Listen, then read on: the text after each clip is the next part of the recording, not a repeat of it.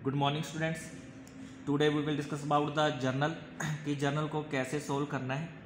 तो first of all हम question पढ़ेंगे, उससे वो पता चलेगा कि उसको कैसे सोल्व करना है। लेकिन मैंने कुछ ऐसी जो फॉर एवर यूज़ होती हैं ट्रांजेक्शन्स, वो आपको पहले ही करवा देनी है कि जब भी वो ट्रांजेक्शन आए तो उसको कैसे सोल्व करना है। पूरे क्वेश्चन में क्या होता है, सिर्फ 2 या 3 ट्रांजेक्शन्स अलग होती हैं, बाकी ऑलमोस्ट सिमिलर होंगी जो मैंने करवा देनी है यहाँ पे आपको।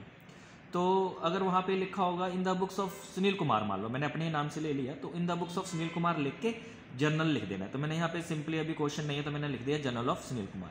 तो हमारा फॉर्मेट क्या है, ये ऐसे एक पूरा फॉर्मेट तैयार होगा, एक साइड में क्वेश्चन होगा, उसमें ट्रांजेक्शन होगी। लेकिन इसमें मैंने ट्रांजेक्शन के साथ साथ यहाँ पे सोल्व करके दिखाया, एज ए एग्जाम्पल्स करके दिखाई हैं सारी, ताकि आपको क्लियर हो जाए।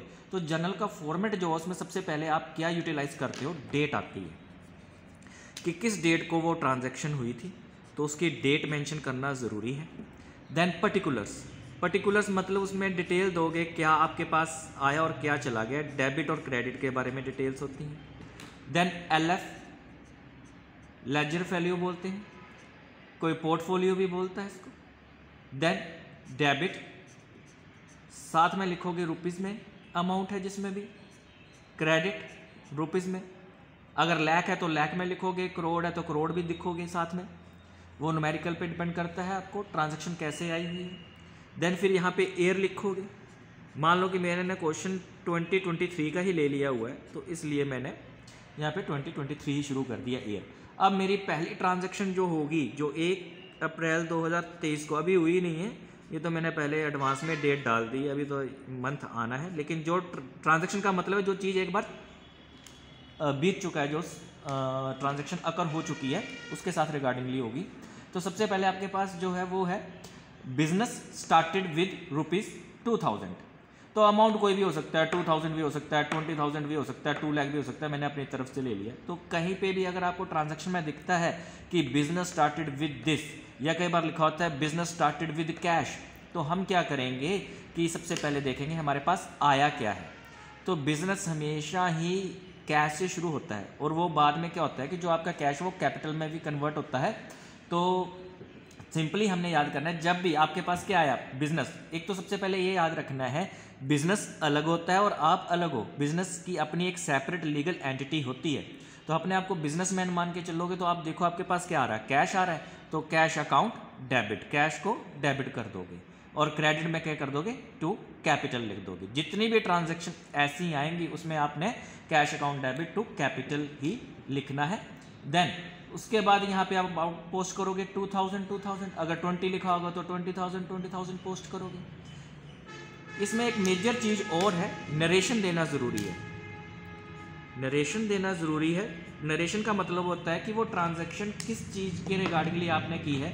मान लो कि कोई बंदा है जिसके अकाउंट के बारे में नॉलेज नहीं है, उसको पता चल जाए कि वो ट्रांजैक्शन किसके साथ रिलेशन रख रही है। क्योंकि कई बार क्या होता है कि जैसे हमारे पास तो न्यूमेरिकल बना बनाया हम बता देंगे इसके बारे में, लेकिन जब आप रियल लाइफ में अकाउंट को मेंटेन करते हो तो लिखना पड़ता है वो ट्रांजैक्शन किससे रिगार्डिंगली रिलेशन रख रही है। अभी मैंने यहाँ पे लिख दिया, आप नहीं पता चले तो आप सिंपल लाइन भी यूज़ कर सकते हो। बीइंग से ये शुरू होगा ही होगा, आपने बीइंग वर्ड यूज़ जरूर करना है इसमें। Being business started with cash, मैंने यहाँ पे कैश लिख दिया, कैश लिखना है कैश लिख दो, ये अमाउंट लिखना तो ये भी लिख सकते हो। देन उसके बाद मैंने यहाँ पे होता फॉर्मेट इकट्ठा ही है, लेकिन मैंने हर ट्रांजैक्शन के साथ एक अलग अलग फॉर्मेट बनाया है ताकि आपको क्लियर हो जाए अकेले अकेले ट्रांजैक्शन कैसे सोल्व होगी। जब हम पूरा एक क्वेश्चन करेंगे तब चेकआउट करेंगे कि पूरा का पूरा जो आपका फॉर्मेट है वो कैसे बनता है ऐसे ही है, बस ट्रांजैक्शन बीच में नहीं लिखनी होती। देन सेकेंड जो है मैंने डेट डाल दी है 2 अप्रैल। अब पहली तारीख के बाद 2 तारीख को भी कुछ ना कुछ हुआ है बिजनेस में, क्या हुआ है, पेड इनटू बैंक आ गया मान लो। ये ट्रांजैक्शन बहुत इंपॉर्टेंट है। पेड इनटू बैंक, सबसे पहले देखो कि आपने पेड किया, पेड क्या किया होगा, कैश किया होगा, कहाँ पे पेड किया, बैंक में किया। तो सबसे पहले देखो आपने बैंक को पे किया है या आपके पास बैंक से पैसा आ रहा है। पेड इनटू बैंक, बैंक में दिया तो बैंक क्या हो गया, रिसीवर हो गया, तो बैंक अकाउंट डेबिट, और पेड मैंने कैश चला गया टू कैश, तो bank account debit to cash account आपकी ट्रांजैक्शन हो जाएगी। अब जो भी अमाउंट लिखा हो, चाहे 250 लिखा हो 350, तो अमाउंट सेम एज इट ही पोस्ट कर देना है यहाँ पे। देन उसके बाद यहाँ पे नरेशन भी लिखनी है और डेट भी लिखनी है। नरेशन में क्या लिखोगे, सिंपल ये देखो कि आपने कैश पे किया है तो being cash paid into the bank, क्योंकि बैंक में जाएगा क्या, आपकी तरफ से तो कैश ही जाएगा। तो आपने ये चेक करना है कि रिसीवर कौन है। इस टाइम में रिसीवर बैंक है और आप गिवर हो, तो bank account debit to cash account. Third transaction जो मैंने की है वो रिगार्डिंग टू परचेज। अभी यहाँ परचेज की जो जर्नल है वो शुरू हो जाएगी। परचेज के भी अपने बहुत सारे केस हैं। तो 3 अप्रैल 2023 यानी कि 3 अप्रैल 23 को क्या हुआ है, बोट मैंने होता है परचेज करना। कई बार लिखा होता है परचेज गुड्स फॉर कैश, कई बार लिखा होता है बोट गुड्स फॉर कैश। तो आपने ये चीज़ चेकआउट करनी है कि वहाँ पे लिखा क्या। अगर बोट लिखा तो सीधी एंट्री वो परचेज से डिनोट होती है कि वो परचेज है।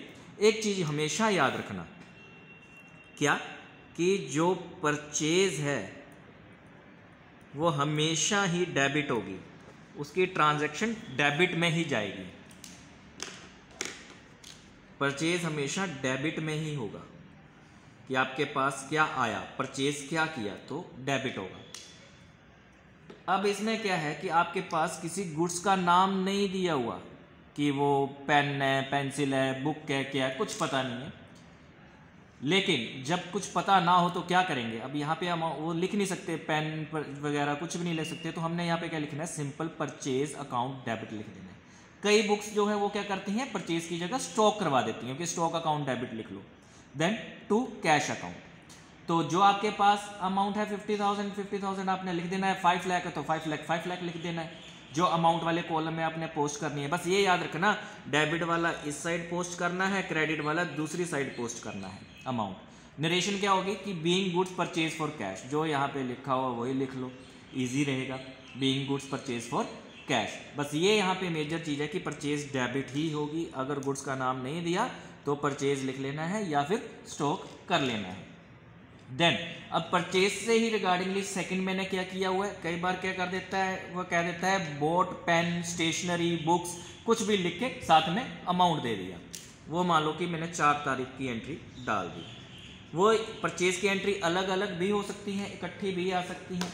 ये अभी सारी एंट्री जो आपकी कैश बेसिस हो रही हैं, यही ऐसे ही परचेज की जब नेक्स्ट लेक्चर में बताऊंगा तो उसमें ये बताऊंगा कि क्रेडिट को कैसे सॉल्व करना है। तो इसमें क्या है, इसमें गुड्स लिया हुआ था वर्ड, जिसके कारण हमने परचेज या स्टॉक लिखना है वहाँ पे डेबिट में, और यहाँ पे वर्ड यूज़ कर लिया है बुक्स, यानी कि हमें यहाँ पे पता है हमने क्या आइटम परचेज की हुई है। तो हमने यहाँ पे क्या करना है, books account debit to cash account लिख देना है। बुक्स में लिख दिया अमाउंट कितना आपके पास जो है बुक्स कितने की आई हैं और कैश कितना आपने पे किया है। तो यहाँ पे क्या आ गया, being books purchase on cash. तो ये आपकी नरेशन होगी। तो ये आपकी कुछ एंट्रीज हैं जो फॉर एवर यूज़ होती हैं जर्नल में। जब आप +1 का अकाउंट्स मेंटेन करते हो सीखते हो तो उसमें ये चीज़ें आती ही आती हैं। बस ये याद रखना है कि यहाँ 3 अप्रैल से शुरू है आपकी परचेज की जो सारी एंट्रीज, पहले कैश बेसिस हुई हैं, ऐसे हमने क्रेडिट बेसिस भी करनी है। उसमें थोड़ा सा टेक्निक अलग है उसको पोस्ट करने की। Thank you.